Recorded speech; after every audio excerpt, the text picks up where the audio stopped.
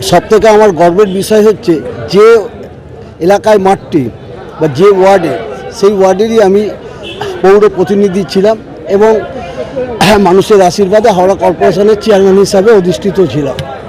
আর এই ক্লাবটার সঙ্গে আমার আর্থিকতা একটা বন্ধন রয়েছে, কারণ কনক কোচিং সেন্টার এমনই একটা ক্লাব এবং ঐতিহ্যবাহী।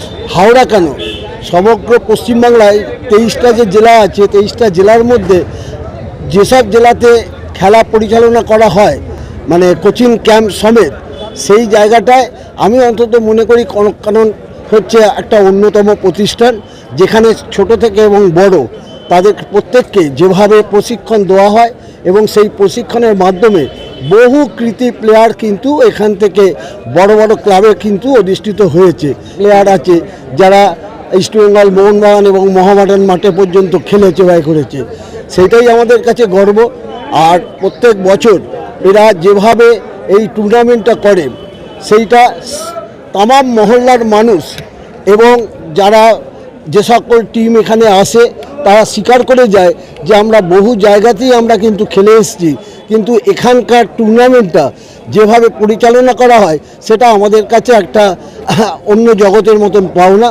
তাই আমি আশা করি এই কনক 15 থেকে এটা আস্তে আস্তে হয়তো 100 হবে, 150 হবে, 200 হবে, তখন হয়তো আমরা থাকবো না, কিন্তু এ ঐতিহ্য বহন করে যাবে, যাতে ছোট ছোট ছেলেমেয়েরা যারা এখানে এসে অন্তত প্রশিক্ষণ নিতে পারে এবং সেই প্রশিক্ষণের দ্বারাই আমাদের হাওড়া জেলা তথা রাজ্য তথা দেশকে যারা সম্মানিত করতে পারে। গার্জেনরা যদি মনে করে তার সন্তান এবং সন্ততিকে সঠিকভাবে সঠিক রাস্তায় নিয়ে যাওয়ার জন্য নেটটাকে বাদ দিয়ে, নেটের প্রয়োজন আছে, সেটা হচ্ছে লেখাপড়ার ক্ষেত্রে হোক বা অন্য কোনো ক্ষেত্রে হোক, কিন্তু অহেতুক ওই নেটটাকে নিয়ে অন্য জায়গায় গিয়ে তাদের সংস্কৃতিটাকে যাতে বিফলে না যায়, সেটাও কিন্তু গার্জেনের দেখার একটা আছে।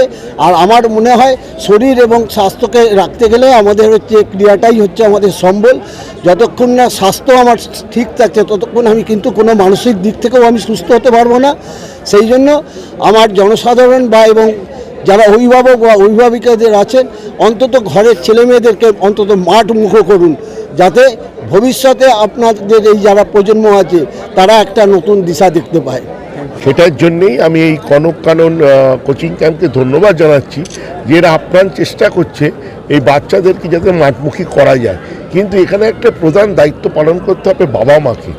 বাবা মারা ইদানিং এতটা প্রেশার দেয় পড়াশোনা নিয়ে, কারণ পড়াশোনা করে বড় হওয়াটা সবচেয়ে সহজ, খেলে বড় হওয়া অনেক শক্ত।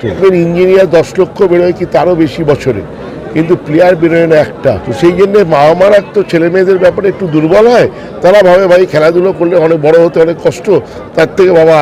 আর আগেকার দিনে বেশি ভাই বোন হতো, অনেকে বেশি মাঠে আসছে, এখন সেটা কমে যাচ্ছে। তো সেই জন্যে বাবা মাকে বলবো খেলার জন্য পাঠান, সেখান থেকে সবাই যে বড় খেলোয়াড় হবে তা নয়, ওখান থেকে যদি একটা প্লেয়ারও বেরোয় তাহলে এই কনক যে চেষ্টা, যে প্রচেষ্টা, সেই প্রচেষ্টা ওরা সাকসেস পাবে।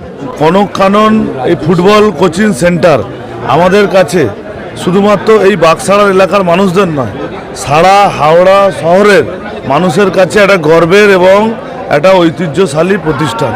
এই প্রতিষ্ঠানের মধ্যে দিয়ে বহু ক্রীড়াবিদ জন্ম নিয়েছে, শুধু তাই নয় যে ফুটবল মাঠে যারা আসবে তারাই যে বড় প্লেয়ার হবে এরকম কোনো কথা নেই, কিন্তু ফুটবল মাঠে যারা আসবে তারা জেনে রাখবেন অন্তত আজ যাই হোক অসামাজিক হবে না, তাদের মধ্যে সামাজিকতা থাকবে, তাদের মধ্যে একটা উন্নত মানুষ হবার কিন্তু একটা জায়গা তৈরি হবে, যাতে করে তারা শুধুমাত্র একটা পড়াশোনা করে যন্ত্র তৈরি হবে না, তাদের মধ্যে মানবিকতা তৈরি হবে, তাদের বাবা মা আত্মীয় স্বজন বন্ধু বান্ধব তারা সবাইকে বড় হয়ে দেখবে। এই ফুটবল মাঠে এলে অন্তত মোবাইল আসক্তি থেকে কিন্তু বাচ্চারা দূরে থাকবে, তাদের পড়াশোনায় আরও বেশি করে মন বসবে। এরকম বহু প্লেয়ার আছে এবং বহু অফিসারও আছে সরকারি পর্যায়ে বা যারা বেসরকারি পর্যায়ে, এরকম বহু ভালো ছেলে আছে যারা চাকরি করেন, তারা ভালো প্লেয়ার ছিলেন। তারা শুধু ফুটবল কেন, ক্রিকেট, হকি, যে কোনো না যে কোনো একটা ক্রীড়া ব্যাপারে জড়িত থাকলে তাদের অন্তত কোনো অপকর্মের দিকে মন যাবে না এবং মাঠে এলে 10টা বন্ধু হবে, বান্ধব হবে, কিছু ভালো মন্দ সবই শিখবে। ঘরে থাকলে তারা যন্ত্র তৈরি হবে, ওই যন্ত্র কোনো কাজে লাগে না, যতক্ষণ দম দিয়ে চালাবেন ততক্ষণ চলবে। ওই বিয়ের আগে বাবা মায়ের বাধ্য সন্তান থাকবে, বিয়ের পরে বাবা মাকে আর দেখবে না। এরকম বহু ঘটনা আছে।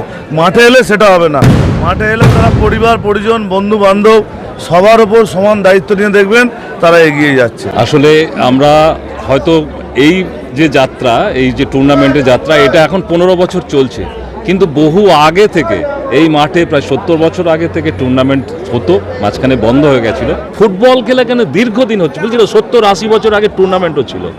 তো এখন 130 জন মতন 170 জন মতন 3 বছর থেকে মানে জুনিয়র সাব জুনিয়র থেকে শুরু করে 16 বছর অবধি ছেলেরা খেলে, এখানে ট্রেনিং হয়।